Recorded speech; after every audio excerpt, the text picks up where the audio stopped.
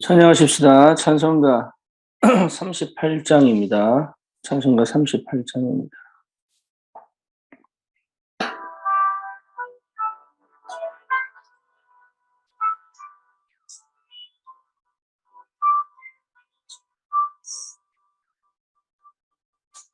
예수 우리 왕이여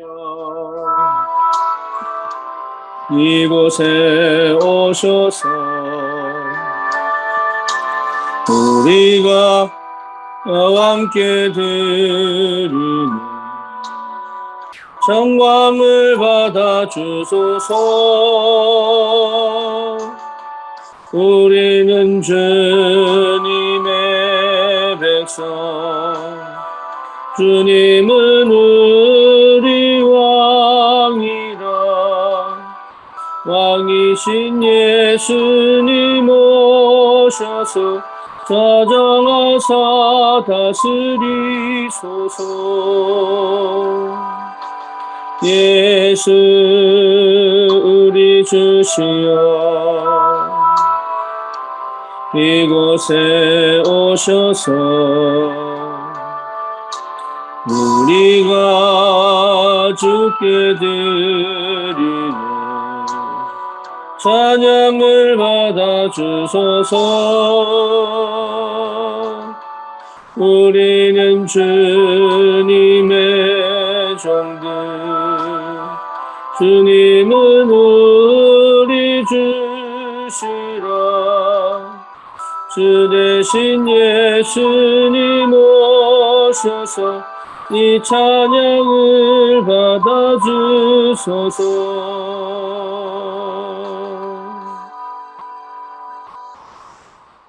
전능하사 천지를 만드신 하나님 아버지를 내가 믿사오며 그 외아들 우리 주 예수 그리스도를 믿사오니 이는 성령으로 잉태하사 동정녀 마리아에게 나시고 본디오 빌라도에게 고난을 받으사 십자가에 못 박혀 죽으시고 장사한 지 사흘 만에 죽은 자 가운데서 다시 살아나시며 하늘 오르사 전능하신 하나님 편에 앉아 계시다가 저리로서 산 자와 죽은 자를 심판으로 주리라. 성령을 믿사오며 거룩한 공예와 성도가 서로 통하는 것과 죄를 사하여 주시는 것과 몸이 다시 사는 것과 영원히 사는 것을 믿사옵나이다. 아멘. 하나님 말씀 사도행전 19장입니다.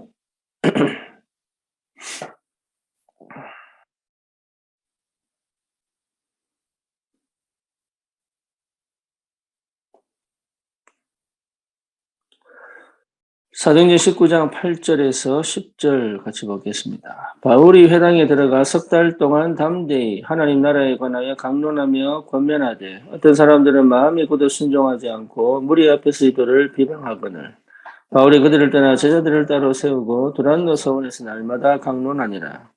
두 해 동안 이같이 하니 아시아에 사는 자는 유대인이나 헬라인이나 다 주의 말씀을 듣더라. 아멘.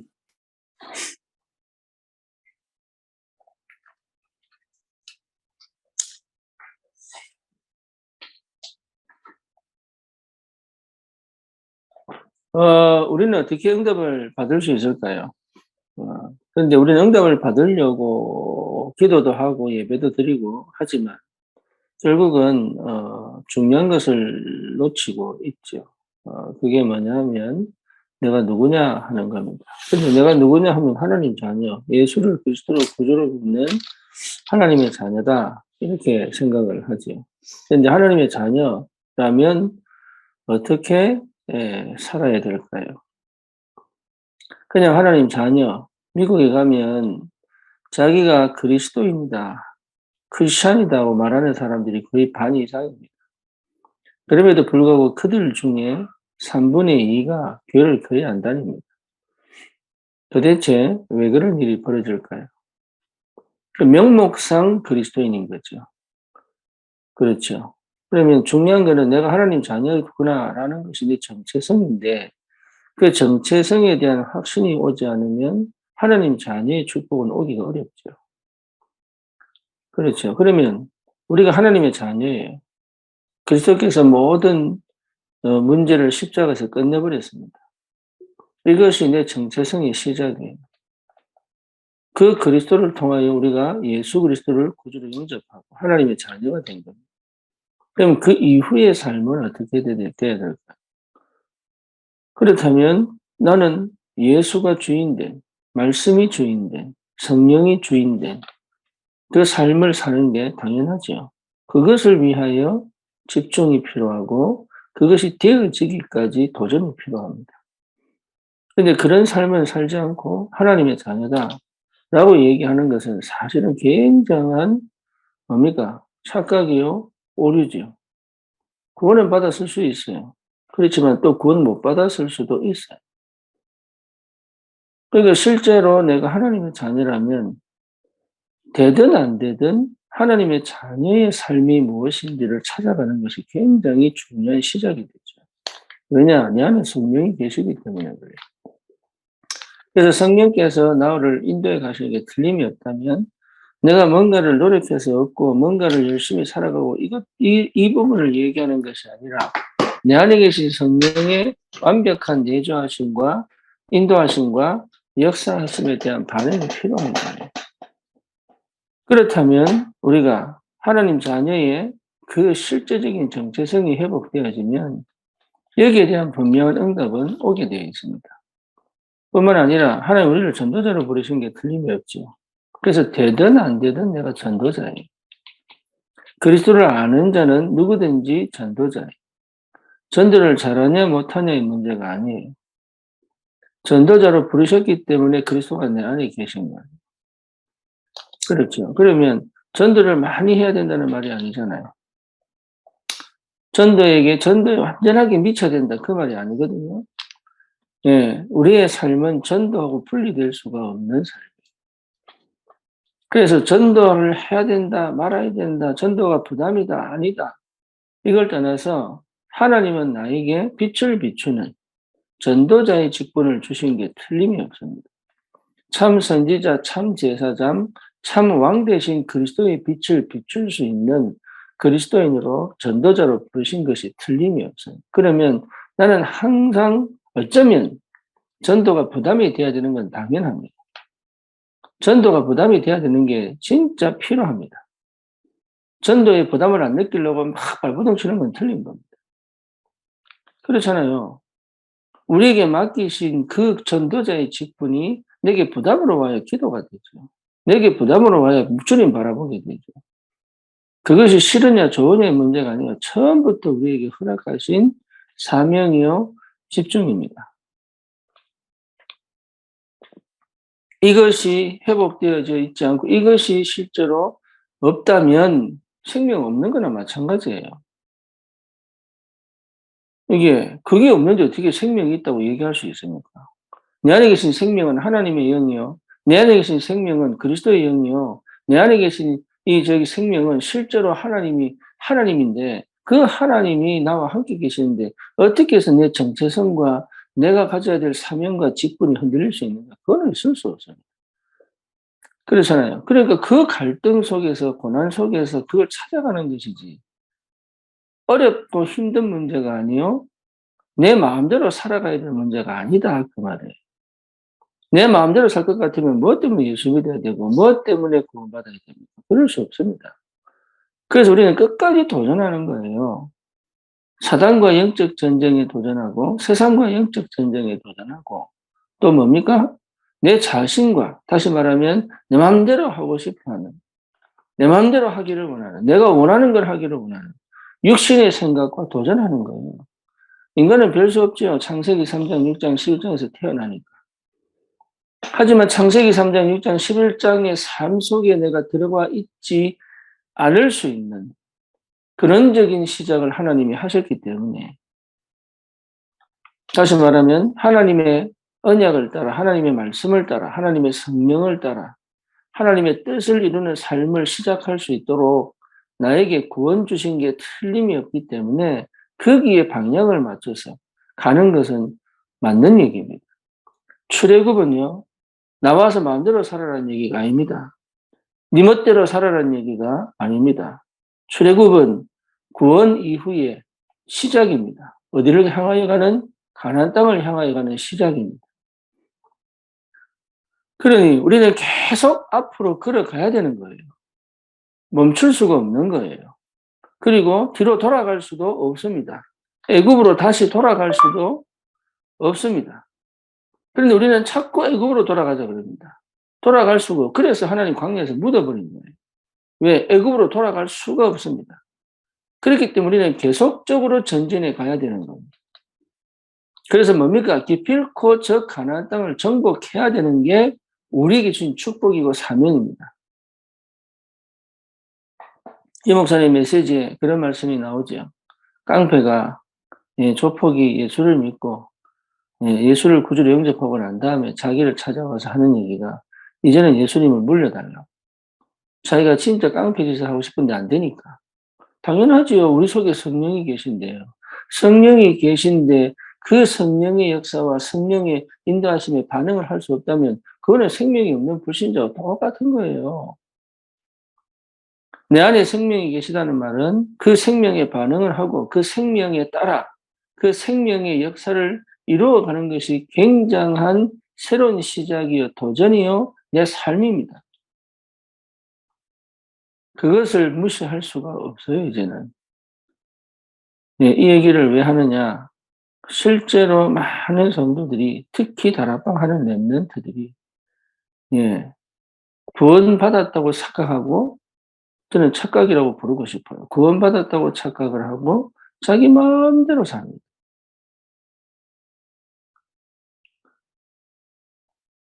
어제 수요일 때 말씀드린 것처럼, 예배 시간에 내가 죽는, 다시 말하면 내가 한 번은 하나님 앞에 무릎을 꿇어야 되는데, 그러니까 우리 렘넌트들이 한 번도 주님 앞에 무릎을 꿇어본 적이 없고, 다른 말로 말하면 십자가에 부딪혀 본 적이 없는, 또 다른 말로 말하면 그리스도를 통과해 본 적이 없이 그냥, 그러니까 창세기 3장, 6장, 11장의 문화를 절대 못 이깁니다. 이 안타까운 이 상황이 벌어지고 있는 거죠. 저와 여러분들은 그래서 꼭 회복해야 됩니다. 뭐가요? 내 현장의 시간표에 집중할 수 있어야 돼요. 내 현장의 시간표가 뭡니까? 그게 여러분 굉장히 중요한 거예요. 내 현장의 시간표. 내 지금 상황의 시간표. 그게 집중할 수 있어야 된다. 그래야 그 속에서 응답을 받고 그 속에서 인도를 받죠. 내 현장에, 다시 말하면 하나님께서 주신 내 현장의 시간표에 집중해야 됩니다. 그렇죠. 바울은 그 현장의 중요한 시간표를 따라 회당에 들어가 숨겨진 제자를 찾는, 그 현장의 시간표를 따라 그 회당에 들어가 숨겨진 중요한 제자들을 찾는 그런 응답을 누렸어요. 저와 여러분들도 그 응답이 시작이 될 줄 믿습니다. 그래서 내 현장의 시간표에 숨겨진 제자를 찾는. 누구든지 가능합니다. 나는 그리스도를 잘 모르는데 아니에요. 알아요. 알아요. 내가 인정을 안 하고 있는 것이에요. 내 안에 계신 성령께서 나를 인도해 가신다는 걸 알아요. 근데 문제는 뭐냐? 내 자신에 대하여 불안합니다. 내 자신에 대하여 확정이 안 된 것. 그렇죠. 나는 이렇게 살고, 나는 저렇게 살고, 나는 이렇게 사는데 왜 나는 이렇게, 그렇게 생각합니다. 내가 어떻게 가서 전도하냐, 이렇게 얘기합니다. 그건 상관없는 얘기입니다. 사람들은 내가 필요한 게 아니에요. 그리스도가 필요한 거예요. 그렇죠. 그러니 내가 아는 그리스도, 그리스도를 아는 내가 그 현장에서는 빛입니다. 그렇다면 우리는 어떻게 사는 것일까? 그 말이죠. 그렇다면 그리스도를 알고 있는, 그리스도를 만난 나는 그 현장의 빛이라니까. 그래서 항상 놓치지 말아야 될 게 뭐냐? 전도자의 삶, 이거 놓치지 말아야 돼요. 그럼 이렇게 살아야 되냐, 저렇게 살아야 되냐? 아닙니다. 내가 누구냐? 내가 누구냐? 나는 그 현장에 하나님의 전도자로 보낸 거예요. 알든 모르든 잘하든 못하든 그 흑암, 그 재앙 만난 그 사각지대, 그 어두운 현장에 빛을 비춘 사람은 내밖에 없는 거예요. 그래서 힘을 얻어라. 그래서 말씀을 따라가라. 그래서 기도 속으로 들어가라. 그래서 정말로 그 현장에 그리스도의 빛이 비치는 하나님의 사람으로 일어서라. 플랫폼이 되라. 파수망대가 되라. 안테나가 되라. 집중을 해라. 이 말이 뭔 말입니까? 딴 말 아닙니다. 그 현장에 빛을 비추는 전도자의 삶을 살아라. 어려운 것이냐? 절대 어려운 게 아닙니다. 그럼 쉬운 것이냐? 네. 나를 인정하고 나를 받아들이고 내가 가진 복음이 정말로 복음이 맞다면 어렵지 않습니다. 거기에 대한 도전입니다. 그래서 실제적으로 저와 여러분들에게 주신 이 복음 가지고 여러분 주눅드실 이유가 없습니다. 어떻게 잘 전해봐야 되겠다. 잘 해봐야 되겠다. 그럴 필요 없습니다. 그렇죠. 그래서 내가 먼저 살고 내가 먼저 힘을 얻는 게 먼저 되어져야 될 전도입니다. 그러면 그 현장에 하나님이 예비하신 시간표, 다시 말하면 만남, 이미 예비하신 만남이 준비되어 있는 거예요. 이미 예비하신 그 만남을 통하여 하나님께서 새로운 문을 열어가실 거란 말이죠. 그래서 정말로 이 일을 두고 하나님이 저와 여러분들을 부르신 게 분명하다면, 분명하다면 다른 문제는 없는 겁니다. 그래서 한 가지만 꼭 기억하시기 바랍니다. 왜 예수가 그리스도여야 하는지 그 이유를 반드시 알아야 됩니다. 그것만 알고 있었는데 왜 꼭 예수가 그리스도여야 하는지. 사람들이 내 행위나 내 삶을 통해서 반응할 것 같지요? 그렇지 않습니다. 필요합니다. 그리스도인의 삶 필요합니다. 하지만 더 중요한 것은 내가 왜 예수가 그리스도여야 하는지 그 이유를 알고 있어야 됩니다. 그것이 알아진다면, 그것을 알고 있다면 중요한 만남이 시작됩니다. 나 자신과의 만남이 시작됩니다. 왜 꼭 예수가 그리스도여야 하는지. 그것이 실제로 내게 부딪혀서 나의 복음으로 회복되면 너의 복음으로, 우리의 복음으로 확대가 되죠. 그 현장의 시간표는 올 수밖에 없는 겁니다. 그 현장의 시간표에 하나님이 예비하시고 준비하신 제자들, 후대들이 분명히 기다리고 있다. 그래서 여러분, 우리는 잘나서, 잘해서, 뭔가 다른 사람 볼 때 괜찮은 사람으로 이렇게 인식되어져야 그래도 증거를 가지고 전도한다고 착각합니다. 그 현장에 복음이 필요한 사람은 우리의 모습, 우리의 상황, 우리의 형편, 거기에 마음을 두지 않습니다. 그리스도가 필요합니다. 그들은 꼭 그리스도를 만나야 합니다. 그래서 내가 아는 꼭 예수가 그리스도여야 하는 그 이유만 가지고 있다면 언제든지 그 현장에 전도자의 삶을 살 수 있습니다. 그 사람은 하나님 앞에 설 수밖에 없고 그 사람은 하나님 앞에 예배할 수밖에 없고 그 사람은 하나님 앞에 기도할 수밖에 없어요. 예수가 꼭 그리스도여야만 하는 그 이유를 아는 사람은 다른 사람에게도 동일하게 왜 너에게 이 예수가 그리스도여야만 하는지 분명히 전달할 수 있는 내용을 가진 겁니다. 그거 찾으시면 돼요. 그거. 바울이 오늘 회당에 가서 석 달 동안 담대히 하나님 나라에 관하여 강론하며 권면하되 거기서 뭡니까? 성경을 풀어서 예수가 왜 그리스도여야만 하는지에 대한 이유를 말씀을 통하여 뭐 했습니까? 증명했다. 여러분 우리 다락방에서 전달되어진 이 복음이 참 감사한 것은 뭐냐?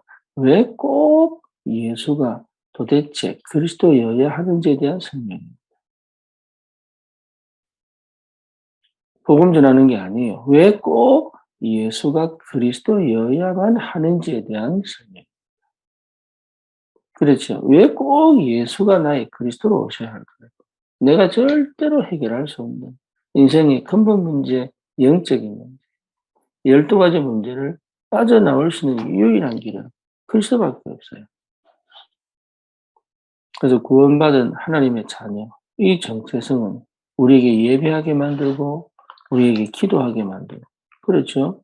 그리스도를 닮아가는 삶을 만드는 그 시작이 된다면, 우리가 우리에게 주신 이 전도자의 삶의 정체성은, 전도자의 정체성은 그 현장에 빛을 비추는, 다시 말하면 꼭 예수가 왜 그리스도여야 하는지에 대한 그 이유를 당당하게 전할 수 있는 근원적인 시작이 될 줄 믿습니다. 그래서 여러분 꼭 날마다 확인하는 거예요. 내 삶의 경험을 통하여. 뭐를요? 아하, 왜 예수가 나에게 꼭 그리스도여야 하는지. 그래서 사단의 역사도 반드시 있습니다.